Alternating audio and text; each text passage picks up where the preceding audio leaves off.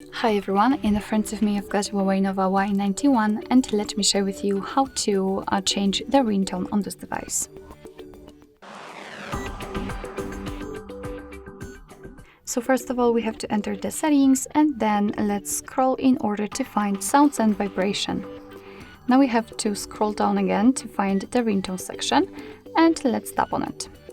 As you can see, we've got the ringtone divided between two different sections, between two different SIM cards, which simply means that you can set totally different ringtone for the first one and totally different for another one. So that's quite cool. And basically, here we've got the list of pre-installed ringtones from which you can choose.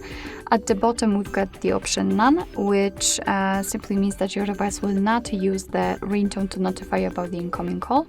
And here, on the other hand, we've got the music on device. So, for example, if you will have anything, for example, downloaded from the internet, and if it will be compatible, then it will appear on this list, and you will be able to pick it and set it as a ringtone. But let me go back to this pre-installed ones, and in order to listen how the particular ringtone sounds, you have to simply tap on it. So let me pick this one, and of course volume it down because it's too loud. And basically this is how you check if you like the ringtone or not.